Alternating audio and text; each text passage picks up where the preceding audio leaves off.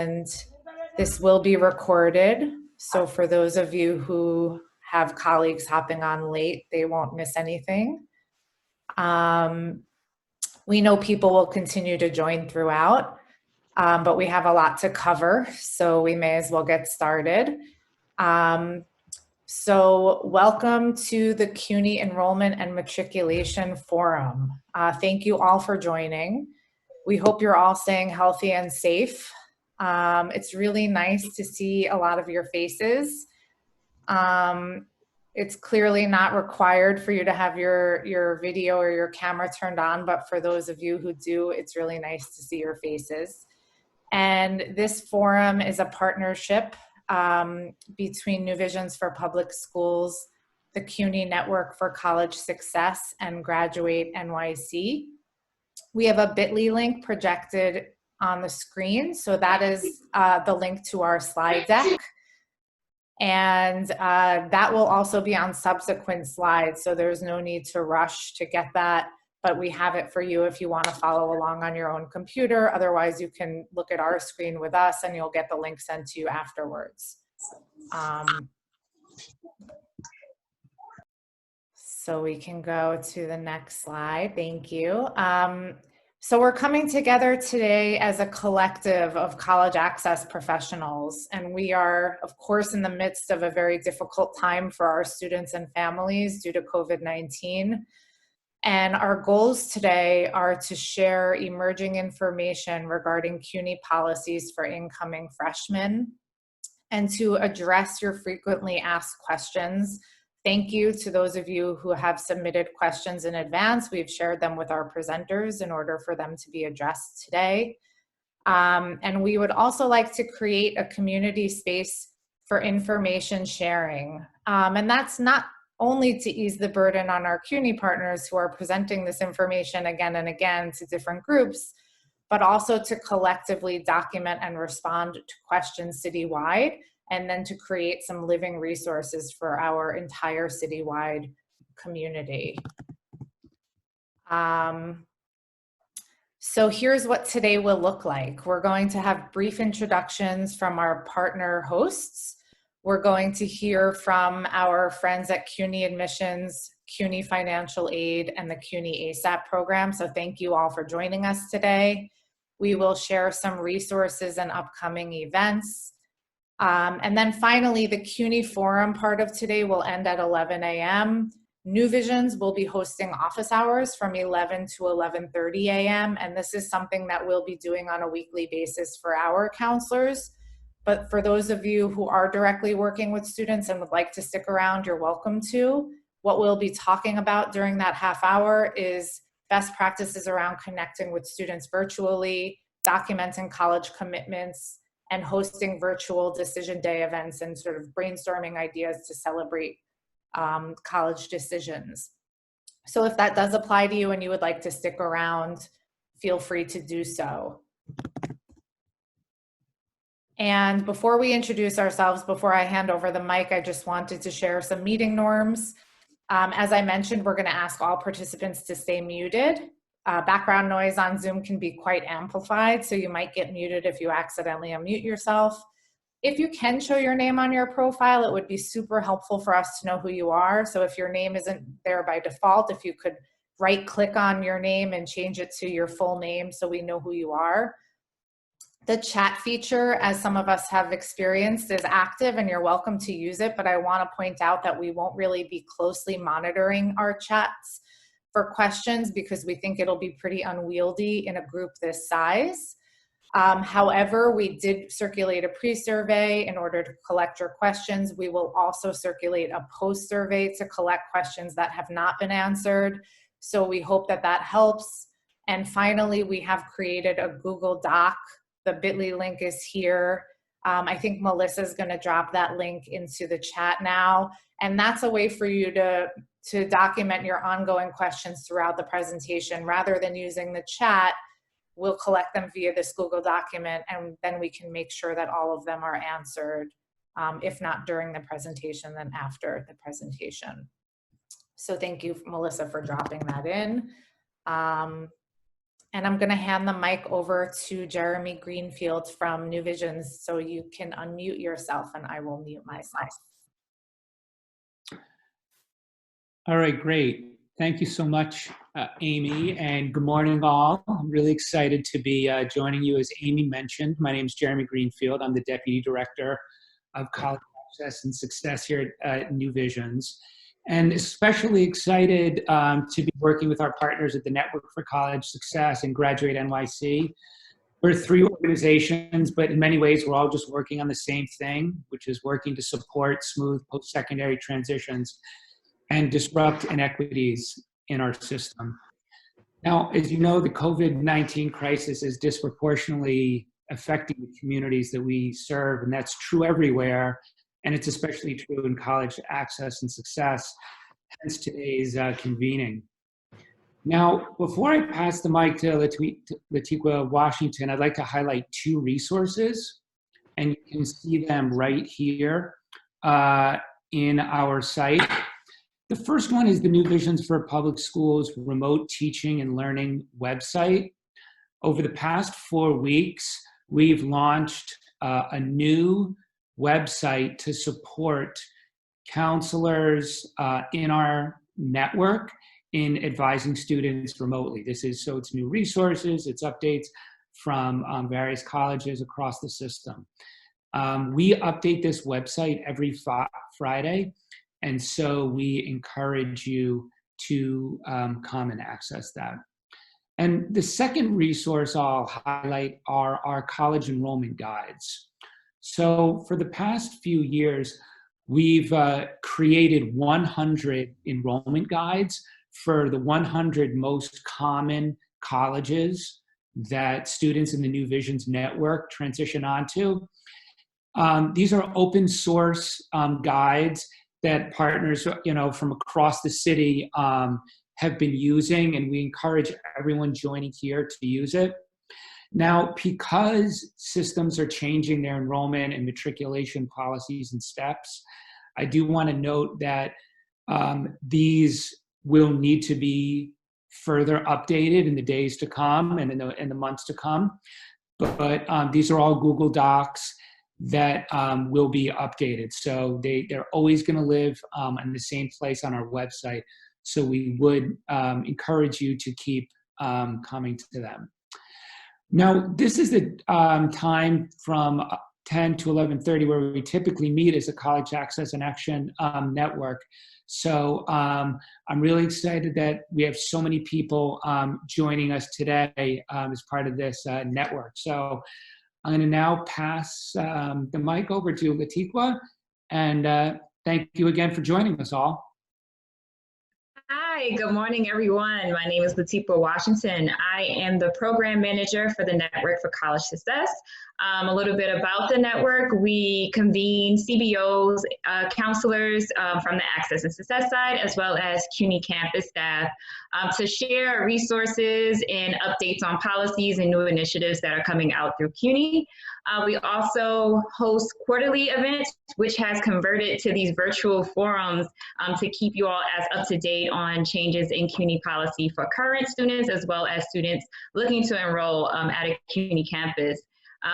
We also typically have a monthly newsletter that we send out, which we are also transitioning to a weekly to bi-weekly format in order to, again, keep a space where updates are shared and we're not inundated in your emails with different updates as we get it piecemeal. So we have a robust newsletter and a listserv and a job posting site as well. So if anyone is not currently a member of the network and is interested in getting those resources through our newsletter, the post survey does have a section where you can indicate that you are interested in joining us in the future. We also have a data share that in the future we will welcome you all to join if you have a success program. But for now, we are looking forward to sharing all the different updates that our enrollment, financial aid, and ASAP teams have to share with you today. And now I'm going to pass it on to Melissa from Graduate NYC. Hi, good morning, everybody. I just wanted to say hi on behalf of Graduate NYC. We're a citywide initiative that works on increasing college readiness and completion rates in New York City. We're part of the partnership between the Department of Education and CUNY, and we work with a lot of college access and success CBOs from across the city. A lot of our work is focused on scaling promising high impact practices and trying to support collaboration throughout our sector. And so we work with CUNY K-16 initiatives on executing the work of the network.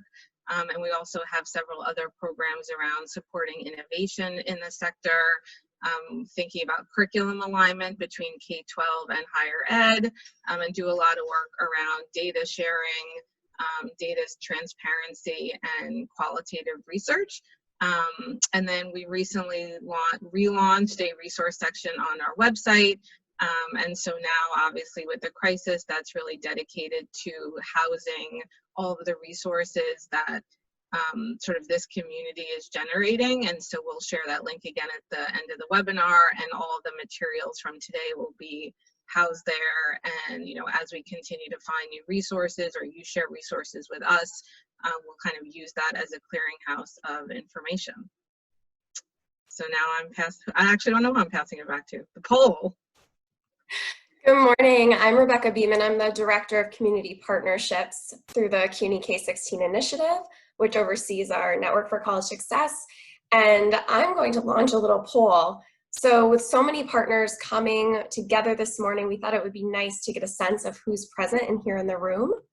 So I'm going to launch this poll, and if you could respond with which stakeholder group you belong to, it'll give us a little sense of who's here this morning. And we have 297 participants. We only have room for 3 more people to log in.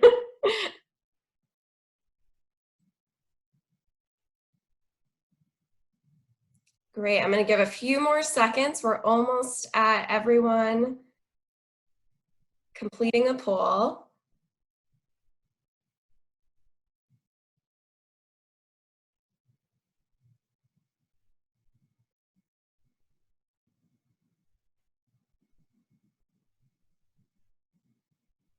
Okay, 5 more seconds.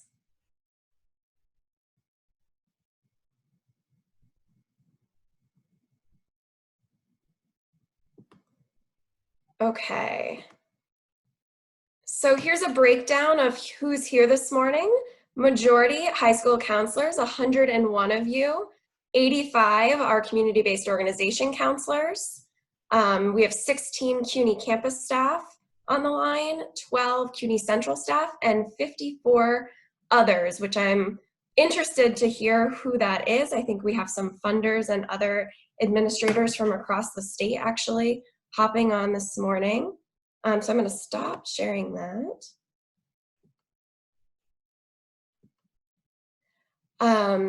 As we said earlier, we collected some questions through our pre-survey. We've used this information to create a frequently asked questions sheet that will be a live document that lives on the Grad NYC page. Melissa will be able to share that in the link. This frequently asked questions sheet has a lot of the high-level questions that were people asking and links from across websites that will be an easy resource. Can I just ask everyone to mute as you enter the room? We'll keep this document going, and the questions that we collect through our Google Doc this morning we'll add and be able to update as we get information. So I'm going to hand over the mic to Joanna Kurcharski, who is our CUNY Admissions and Recruitment Associate Director, and she's going to give us all the updates on where we're at right now at CUNY for fall 2020 enrollment. Thank you so much, Rebecca. Just making sure that all of you can hear me okay. Good? Excellent. Okay, good morning. Thank you for joining us today. First and foremost, I wanted to extend my sincere hopes that this meeting finds you and your families well. And secondly, I just wanted to take a moment to extend my thanks to all of you. We have been operating remotely as a university for the past 6 weeks. And in that time, the number of you that have reached out and engaged in important discourse around admissions and enrollment of your students has just been overwhelming and staggering in the best possible way. So we are grateful for you, your partnership, and your willingness to collaborate with us. I wanted to take a second to talk about our priorities as a university. So our priorities have largely focused on the health and safety of our students, faculty, and staff.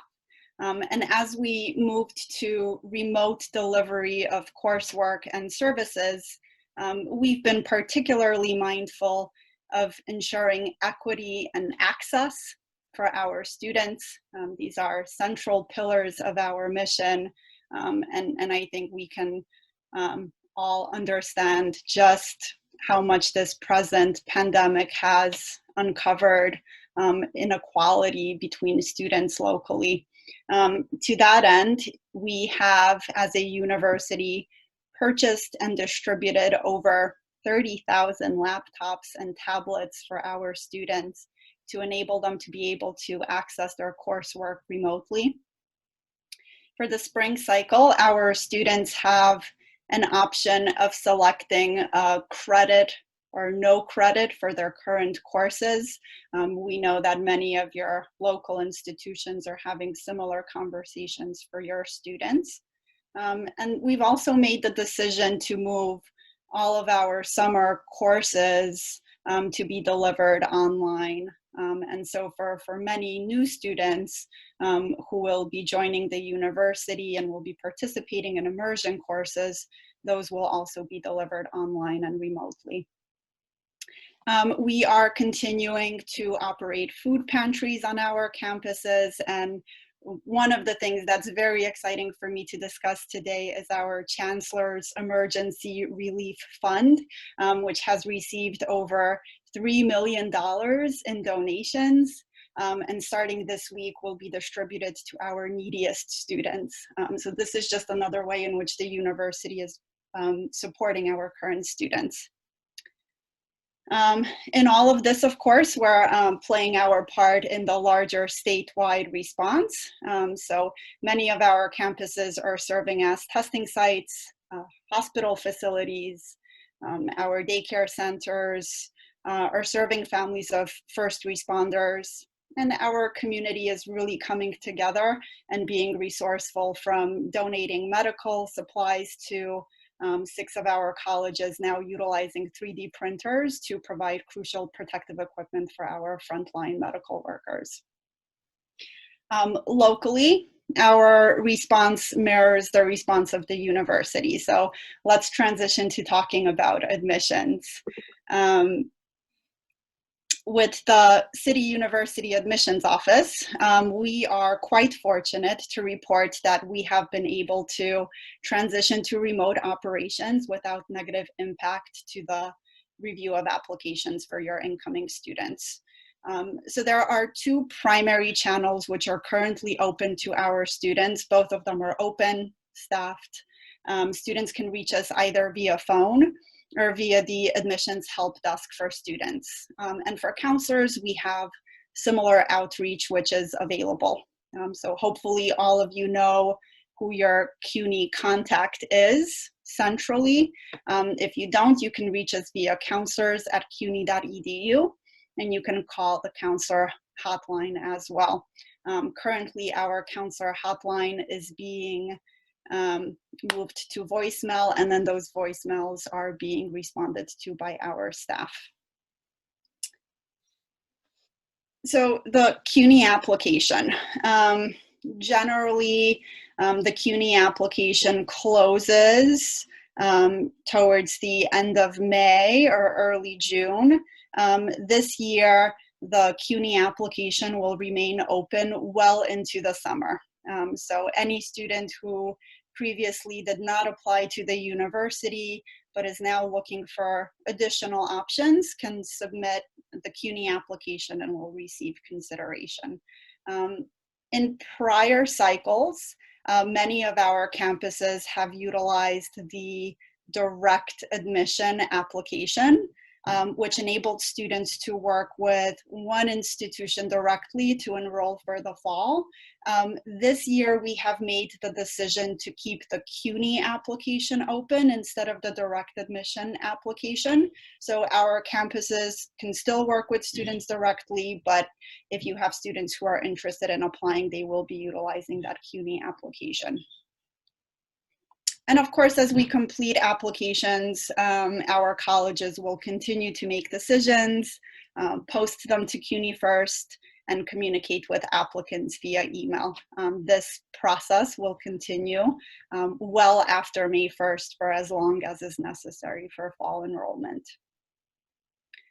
Let's talk a little bit about National Decision Day. So May 1st has traditionally been National Decision Day this year. That's shifted a little bit. So many of our campuses have chosen to move back the commitment date to give your students and families more time to make informed choices. We've compiled all of this information on our future student enrollment guide, which we will review in just a little bit. What I also wanted to mention here, a recent question that's come up is about the deferral of enrollment and whether our campuses will be flexible. So we haven't compiled this information yet as a resource for you. We are planning on doing that, but over the past couple of days, we've reached out to some of our campuses, including Hunter, Lehman, Queens, and have heard back that they will be flexible with accepting deferral requests well into the summer, regardless of student commitment. And finally, I wanted to address some of the conversations that you are likely having at your high schools and organizations. We know that many of your schools are considering changes to your existing grading structure. And so as a university, if your school chooses to go with a pass-fail option, we know that there was a cancellation of the June Regents exams. Some of your students may have limited access to SAT or ACT test administrations. And so we are having these conversations, and we want to assure you that they will not have a negative impact on admission decisions for the fall 2020 cycle. Obviously, the current situation doesn't only impact the upcoming admission cycle. All students currently enrolled in high school may be applying with academic credentials that look a little bit differently than what we're used to. So as a university, we've convened a working group to explore possible changes to future admission cycles, and we're looking to make updates to our review process. We essentially want to ensure that students are not penalized for factors that lie outside of their control. And so we're dedicated to doing that. More to follow on that as we solidify a game plan. Once your students have a decision and are ready to commit, this is traditionally when they will start working a lot more closely with the individual campuses. So several items to consider. Generally, students are asked to pay a $100 commitment deposit fee. This fee may actually be automatically waived depending on the student's situation. If your student's deposit is not waived, but their financial situation has changed recently, they should work with the admissions office at the campus where they plan to enroll. And we'll go into the details of the commitment deposit fee waiver in just a little bit. Events which were previously hosted in person are now moving to virtual platforms. So admitted student days, orientation and advising, these will happen virtually. The platforms that our campuses are using may vary, but we're fully committed to serving students and helping them make informed decisions as they plan to enroll. And as we've discussed before, summer coursework is happening online, and we anticipate that the same is true for any summer courses or immersion programs that your students will be participating in. And many of those details are being planned at the present moment. And finally, I wanted to touch base about the submission of final high school transcripts as well as immunization records. So if you are working with students who are currently attending a public DOE high school and they've provided us with their OSIS number, we will be able to retrieve their final high school transcript electronically. And the same is true for their immunization records if they were provided to the institution. Students who are in a non-public DOE school can still ask their particular institution to submit a final transcript, and we will accept it centrally, or it can be delivered directly to the institution where the student plans to enroll. Immunization records that are not received electronically can be uploaded by the student via our new upload feature. And the same is true for verification of any financial documents. And we'll take a look at that a little bit more closely as well. So let's dive into some of the details. What do you need to know to help your students now? So the first thing that I wanted to share with you is how to navigate decisions in CUNY First. And so we know that when students log into the Student Center, they have access to view the status of their application once they click into the college. But what are the statuses depending on what the decision is? So let's take a look at this next slide. And so what I've outlined for you are the application statuses that we typically see for our applicants, as well as the messages that are displayed in the CUNY First Student Center.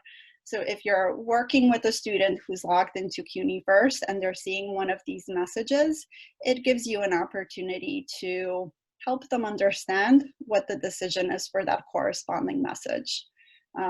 Most of these are obvious. The one that I wanted to focus on is the denied message. If an applicant has been denied to a campus, the message will read, "Your application is complete. You'll be hearing from the college shortly." This is a unique message that only displays for this particular application status. And some of the other ones are relatively easy to understand. So if an application is incomplete, we'll let the applicant know that their application is incomplete and to review the sections below to see if additional documents are needed. An application that has been completed but doesn't have a decision will indicate that it's complete and being reviewed. The admitted student will see a message that indicates that they've been admitted. And if a student is placed on a wait list, they will also see a message that indicates that they are on a wait list for admission. All right, who is exempt from paying the commitment deposit? This is actually a large group of students.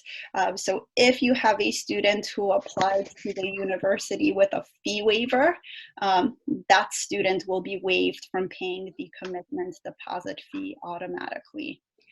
Students who have submitted their FAFSA and have an EFC of 3,000 or less will also receive an automatic waiver and will not be asked to pay a commitment deposit fee.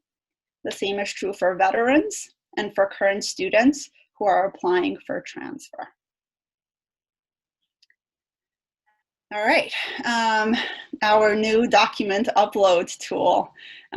So for the purposes of explaining this document upload tool, I put together a relatively quick video for you. So if we could just take a moment to look at that video.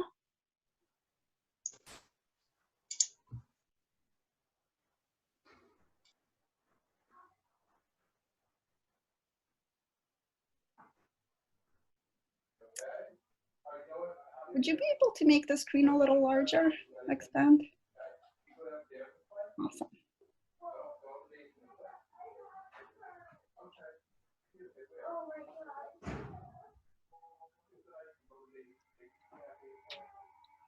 I think we've lost the video.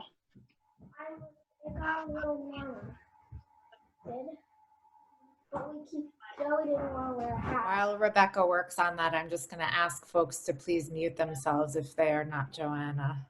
Thank you.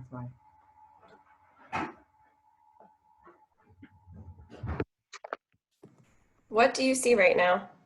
I see the video right now.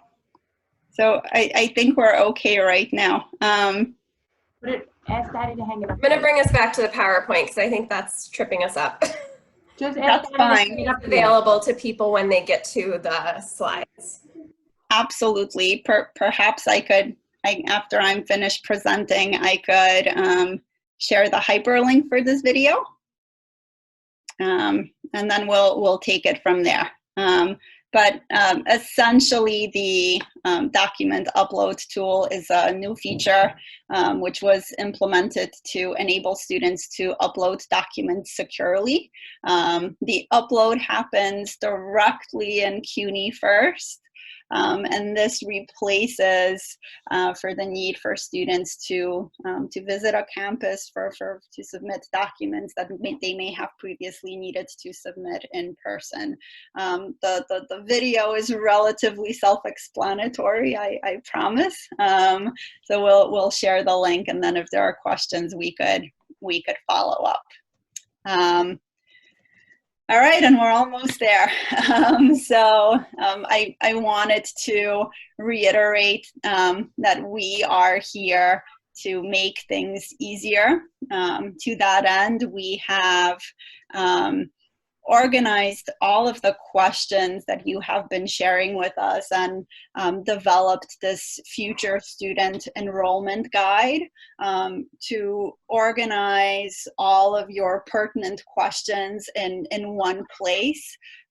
This guide is really designed for you to be able to understand the best ways of communicating with our individual campuses, but also for students to be able to have access to that same information.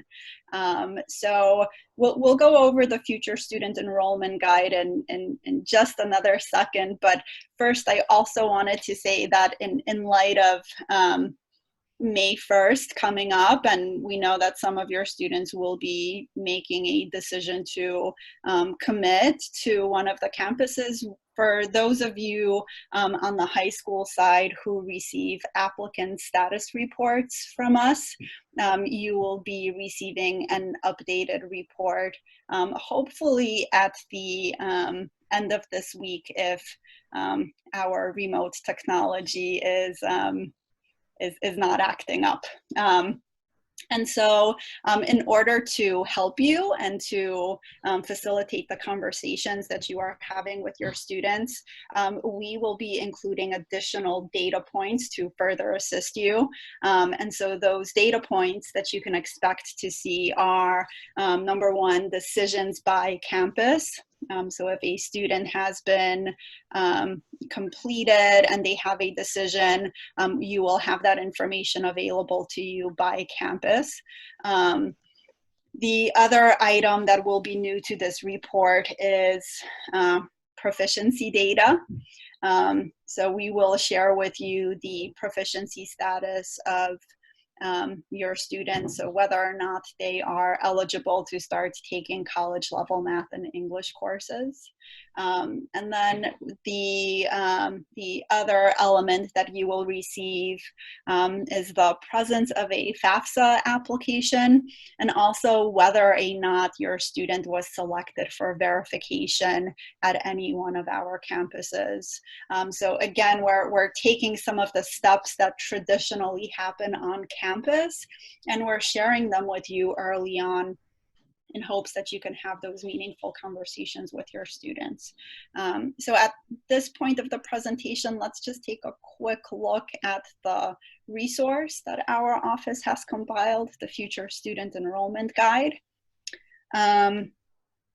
And so this resource, again, a hub of information that we've compiled to help you understand how the different pillars of enrollment are changing. So if we could just stop here. So if you take a look at any one of the pillars: admission, financial aid, advisement, and registration, those little signs, admission, financial aid, advisement, they're clickable.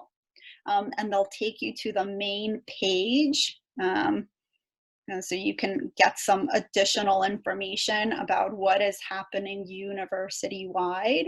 And then we've included some relevant information. So for instance, the CUNY application still being available, how students can securely submit documents, such as verification documents for financial aid, etc. So a lot of good information that captures what's changing university-wide. And then for each of the campuses, maybe we could just stop with Baruch College. We've included information that may be different for each campus. So for each institution, we've listed the commitment deposit date. If there are virtual tour options, that information is listed. Different ways in which students can explore the campus has also been listed. And then contact information for admissions, financial aid, advisement, the SEEK offices, just so students and counselors don't have to look for that information, but it's available and at their disposal.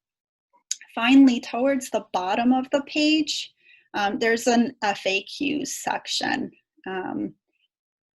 And so we've taken some of the frequently asked questions that we've been hearing from students and from you, and we've compiled them as a resource. This enrollment guide is really designed to evolve as the enrollment cycle progresses. And so if you feel that there should be additional information included here, then by all means be in touch with us, and we will see how we can best plug in and expand on this page so it could be a centralized resource. And then of course, if you've reviewed this entire page, you also have a link at the very bottom under the picture in case you're interested in learning more about how we're supporting our current students, because we know that this future student enrollment guide will be visited by many students who may choose to enroll with the university, and we want those students to feel confident that we will support them once they get here.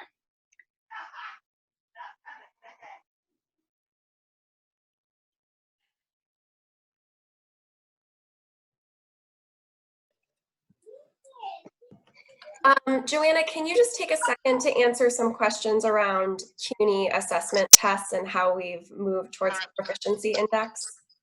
And then we'll move on to financial aid. Absolutely. So, I mean, talk about phenomenal timing. So in prior cycles, students who did not meet college readiness benchmarks, such as a certain score on the SAT exam or the Regents exam, were invited to the campus to sit for an assessment test. And the results of that assessment test would allow the college to make a determination whether or not a student was eligible to start taking college level coursework, or if the student needed to take additional remedial courses in order for that to happen. The university has moved away from using assessment tests and transitioned to something that is called a proficiency index. The proficiency index essentially takes a look at any types of tests that a student may have submitted, which is not new. We've always considered that, but also strongly considers the student's overall GPA. And using all of that information together, we assess a student's likelihood of being able to succeed in college level coursework. And so that's the proficiency index. The proficiency index happens at the point And then so once the student's information is delivered to the campus in order to make a decision, we already have a sense as to how a student is going to place into college level coursework. And so no need to visit the campus. This is something that happens using students' existing data. And the reason why we made that move is that our internal data and institutional research demonstrated to us that a student's high school average is actually a very strong predictor of college success, much more so than the assessment test that we had been using to inform those decisions. Great. Thank you, Joanna. Oswald, since we are running a little bit back on time, I'm going to move you towards the slide that we had talked about discussing earlier.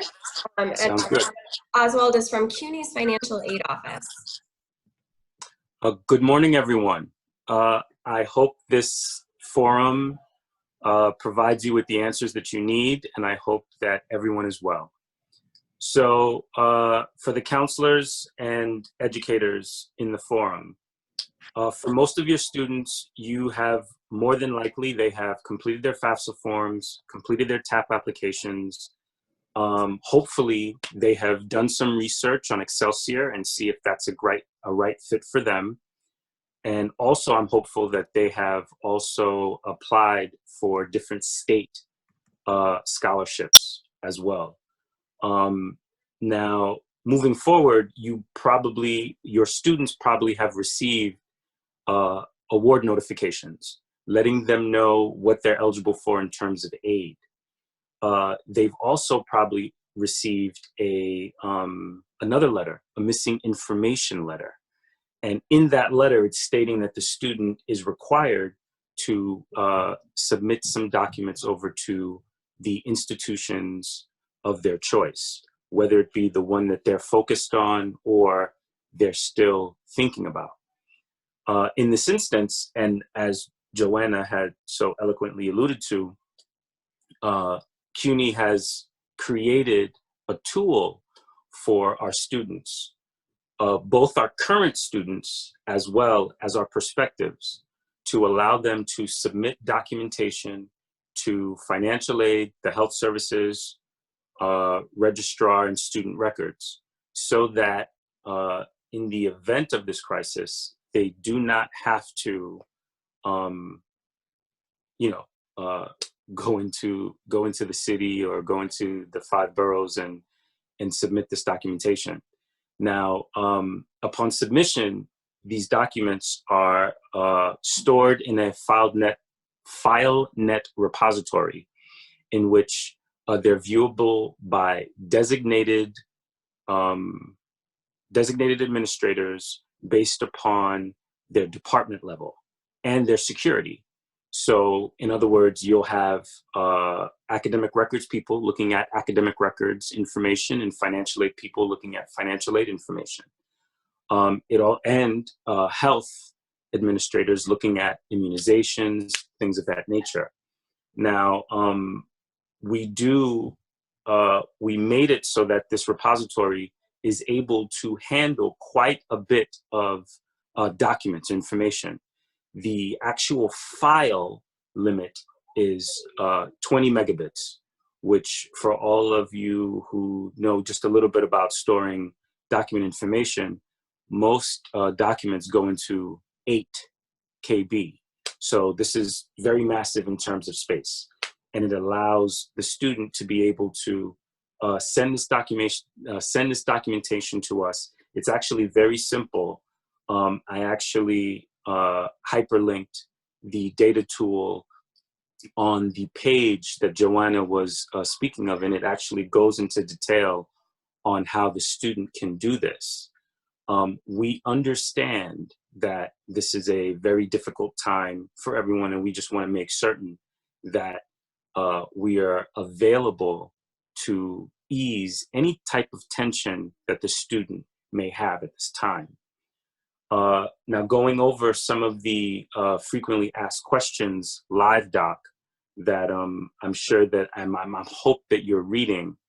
I wanted to take a look at some of the questions that have been formulating there that you guys have sent out.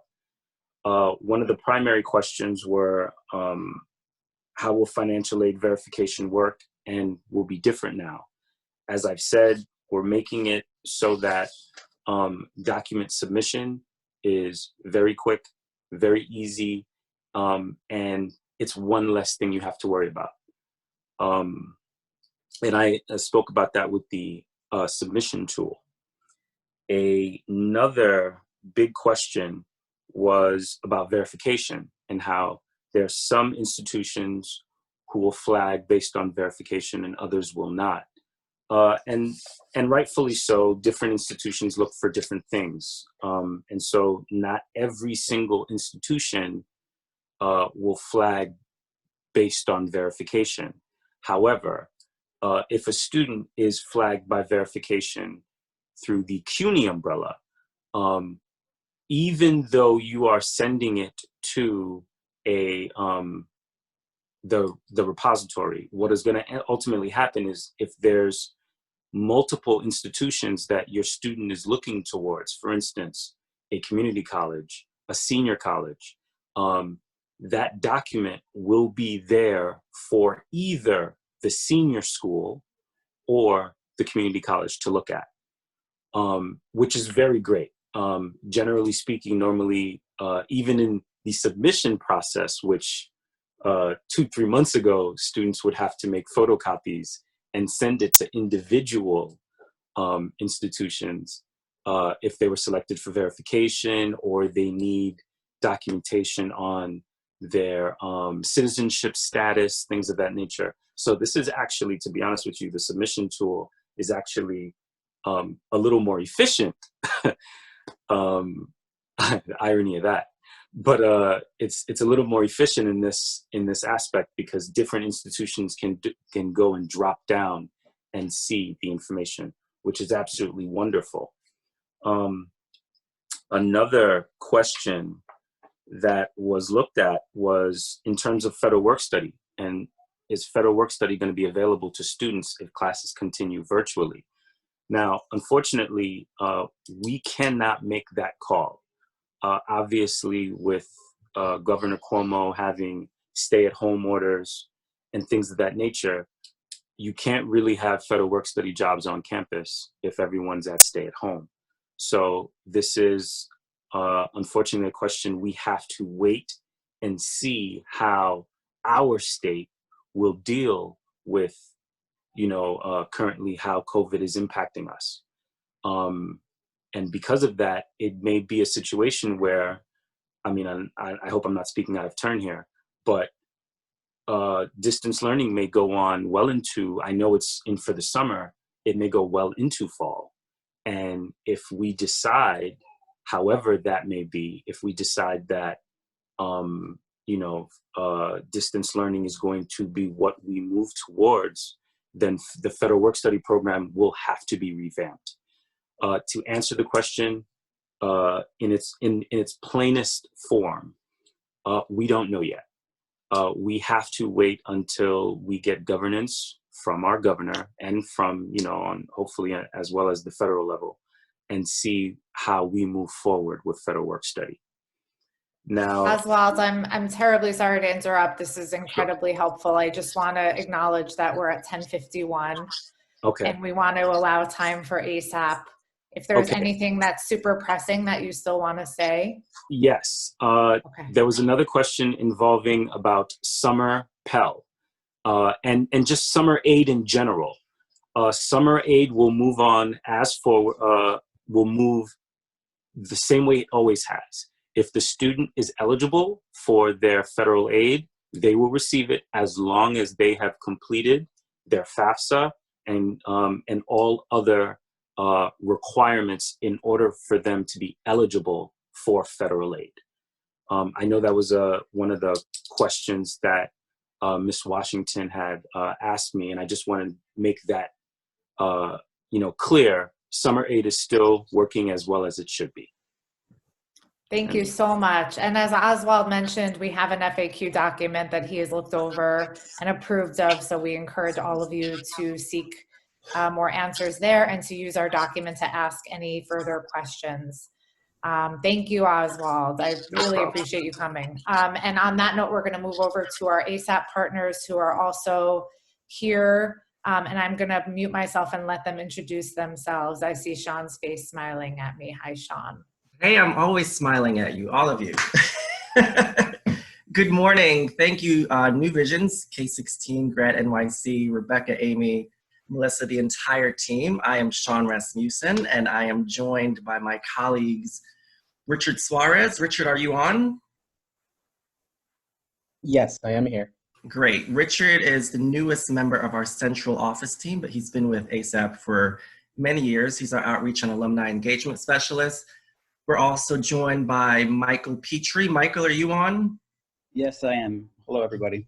Great. Michael, it says there assistant director, excuse me for that. He's associate director for recruitment and retention at BMCC. And we also have our BMCC ASAP executive director hanging on and listening in. Deanne, are you on? Yes, good morning, everyone. Great, good morning. So I just want to start, I know this has been a really heavy time for everyone. So with a little good news, we learned last night that ASAP won the 2020 Innovations in Government Award from the Ash Center at Harvard. So we're really excited about that one, just because everything has been so sad lately, and we're just happy to have a little something good to celebrate. So that came in last night, so we're happy to celebrate. We're going to talk with you all a few minutes about what we've been doing and structure this like a conversation. So, don't worry about flipping through different screens. We're fine. We know what we're talking about. We're going to get down to business and offer you an overview of ASAP. And during the Q&A with the ASAP team at BMCC, share how our systems are evolving to support students during distance learning. So we're going to preface this conversation by stating that we're sharing information as we know it right now. So things, as you all know, are evolving by the day, but as of now, this is where we are. So we encourage you all to visit the Central and ASAP College websites and the CUNY Future Student site that Joanna referenced earlier. If needed, we have detailed recruiter contact information for all campuses on the ASAP page, so please do visit that and follow up if needed. So just for an overview, we've received a lot of questions from counselors, obviously, about what is changing and what's remaining the same with ASAP based on this new normal. As you all know, ASAP and ACE is designed to remove barriers to full-time study by providing a range of supports. So counselors have asked recently, well, is the program shifting its goals based on what we're seeing now? And I can tell you that our goals remain the same, to see 50% of ASAP students graduate with their associate degree within 3 years. And in the case of ACE, our goal is to see 50% of students graduate with their BA within 4 years. Right now, we've adjusted our policy to ensure that any current students who stop out due to COVID-19 will receive an extra semester of ASAP support without penalization. So that said, we're also learning a lot during this time. Many of our advisors have noted increases in student engagement due to the move to online platforms. And so we look forward to examining that further as we receive formal advisement data. So we'll talk a bit about our supports, but before we share information, before we do that, we'd like to share information about the colleges and recruitment. So we understand, I just want to put this out there right at the top, that there have been some rumblings about the proposed preliminary budget shared by the city. At this time, CUNY ASAP is proceeding as planned and actively recruiting for fall 2020. Should anything change, we will of course inform our counselor community, but we are moving full steam ahead. So I'm gonna turn it over to Richard, who's gonna talk with you all about what our recruitment is looking like right now. Richard? Thank you, Sean. Yes, as Sean mentioned, we are still recruiting. All 9 ASAP college partners and ASAP Lehman College are still recruiting for fall 2020. Please keep in mind that John Jay at ACE is not recruiting for fall 2020. We have been receiving a lot of emails about that. All colleges have been moved to online systems to ensure continuity in their recruitment processes. So right now they're fine-tuning information sessions and registration sessions online, and they're kicking off their recruitment. Some of them already started, some of them are starting early April, and some are starting early May. So keep an eye on that by visiting the college website to ensure starting points for each campus. In the case of contacting students, the recruiters will remain to be contacting students through email, through phone, text messages, and all the other platforms to ensure students participating in information sessions. The students can still contact us, so the student can still go to the website, give us a phone call, send us an email, and we'll still be available to answer any questions about eligibility.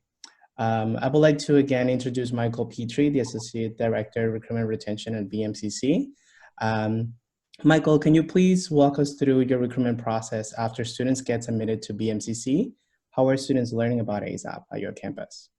Yep, thank you, Richard. And on behalf of BMCC ASAP, I want to thank everybody for having us here today. There's a couple of takeaways that I think are really important for everyone to know about the BMCC ASAP recruitment process. ASAP is a post-admissions process, meaning that a student needs to be accepted to and enrolled into BMCC before they can be considered for ASAP.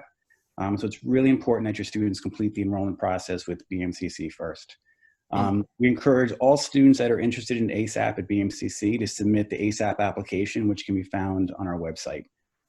It's a really simple application and shouldn't really take more than a few minutes for the student to complete. By filling out the ASAP application, that'll start a series of emails to let the students know if they are eligible or what additional next steps they need to take to complete eligibility. So once again, it's super important that students are checking their emails. That might be the biggest takeaway of all about this entire process. So please have your students check their emails, as most of our correspondence is through email given the volume of students we work with. Our emails are pretty concise, and they always have links that they can click on and sign up for the registration session, or with more information about what they need to fix so they can become ASAP eligible. And the emails will always have our recruiters' contact information if they have any questions. So basically, once they sign up and attend a registration session, which would be through Zoom at this point, and agree to be part of ASAP, they will be signed an ASAP advisor. That's pretty much the process in a nutshell. In terms of how students are learning about ASAP, we hope that you're recommending ASAP as an important program that will help them graduate as soon as possible with all types of important supports. As I mentioned before, once a student applies to ASAP, they will be contacted by email. And given the number of students we're working with, that is the most efficient way for us to communicate with them about the program now. If for some reason they're not hearing from us, we encourage you to send your students to our ASAP website, where they can either fill out the application or contact us by email. Thank you, Michael. We understand that under normal circumstances, students usually go stop by the office and ask any questions about eligibility. How can counselor encourage students to seek guidance of your recruitment process while your guys are telecommuting? Is there anything that counselors should encourage students to do now? Yeah, Richard, that's a really good question. So although our recruiters are working home remotely, they're still really active and engaged. I would encourage your students to go to the BMCC ASAP website, like I mentioned before, where they can fill out the ASAP application and find our recruitment email where they can ask some questions. Also, as we keep adjusting to sort of this new normal, we're hoping to offer a virtual waiting room through Zoom where that hasn't been finalized yet, but updated information should be on the website relatively soon. In terms of what counselors can do to encourage their students, I'd say a couple of things. As I mentioned before, it's so very important that students are checking their emails. I know I keep hammering that point home. So that way they're getting information about ASAP eligibility and what the next steps would be. Students receive a high volume of email, but once they've decided on a school or program, as I keep saying, it's really important they're checking those emails. The other thing I'm sure you deal with as counselors all the time is to encourage your students to act sooner rather than later. So although we typically recruit through the summer, there are a finite number of spots open in ASAP. So we can't always take all the students who are eligible each year. Normally, we'd have some type of wait list as we get closer to the start of school. So if you can, please encourage your students to complete the process with ASAP as soon as possible. so they can secure a spot for the fall. I just want to chime in quickly to say that it's okay with us, but we're a few minutes over. And so we hope that those who are still here can hang on a little while longer. We do have some resources to share and a survey link to share, and we want ASAP to be able to communicate all of their information. So please stay on the line if you can. And I'll kick it back to you, Richard. Thank you so much. We would like to shift gears a little bit and discuss a little bit more about the academic and financial support. Sean? Sure. So one, I just want to go back and share that as Michael stated, there are a finite number of seats in ASAP. We're recruiting this year about 11,000 students. We've looked at the CUNY application data, and more than 59,000 have indicated interest in ASAP. So it's important, driving again, that your students follow up on any email communication that they receive from CUNY and from ASAP in particular. So on the supports front, we still want to message to you, students are still encouraged to submit their FAFSA and TAP applications and accept any federal and state grant aid awarded. As you all know, ASAP students with a gap between their federal financial aid and state financial aid and their tuition will receive an ASAP tuition gap waiver. Please note that now, as of this year, New York State DREAM Act recipients who receive TAP and also have a gap between their financial aid and tuition will also be covered by the ASAP tuition waiver. So please do note that. ASAP students are eligible for textbook assistance and will continue to receive their semester Metro card for fall 2020. We are committed to continuing this benefit. Should we move to distance learning in the fall, we're looking at systems to determine the best way to extend these benefits to students. Colleges will, of course, inform their students of these processes as they're confirmed.